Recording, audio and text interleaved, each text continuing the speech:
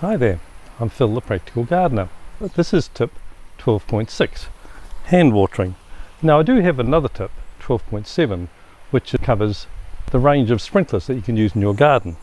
Having said that, I much prefer hand watering for reasons that I'll explain here.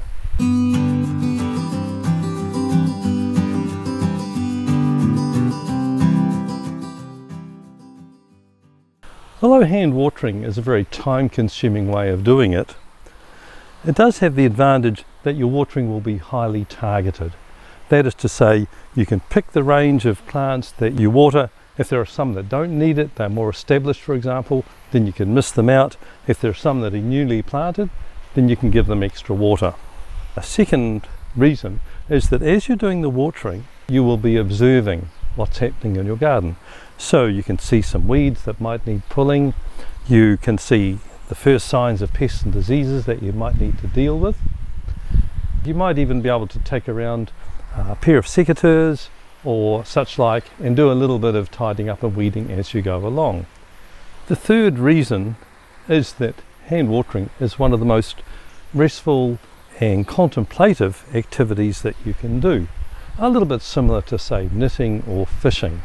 That is to say, it slows you down, which can be very useful at the beginning or the end of a busy day. There are ways that you can make hand watering more effective. For example, if you use a wand such as this with a gentle rose head on it, then you will be applying a gentle spray of droplets down. This is much better than using a jet type system that will force water into the soil and destroy the soil structure and also spread pests and diseases. Secondly, when you are watering, aim the jet upwards as far as possible.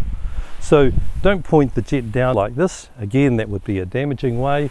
So just let a gentle rain sprinkle down over your valued plants. Move the wand gently up and down over the bed, as you can see I'm doing here. This will encourage the water to sink in as you water. This is important, as with a handheld hose, you are actually concentrating all the water onto a small area, compared with, say, using a sprinkler system. Flooding the soil would result in most of the water heading down the nearest wormhole without wetting the surrounding soil. Where possible, water to the base of the plant rather than the whole plant. This will discourage the development of fungal and bacterial disease. Good examples of this in tomatoes and beans and roses in ornamental gardens. Pulse the application of the water.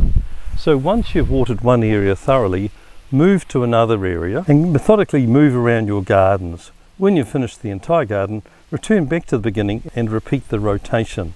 This will allow the water to infiltrate the soil and gently percolate through it, resulting in the most effective damping of the soil. So this process might seem a little bit time consuming, but really it is the most effective way of damping the soil, and if you do it in a correct manner, you'll be able to decrease the frequency of the watering because you'll be ensuring that the water enters deeply into the soil at an even rate. So that's it for this tip. It seems a fairly simple one. I hope that you've got value out of it. If so, could you please press the like button and don't forget to subscribe so that you see further tips as they become available. And thanks for watching this tip through to the end.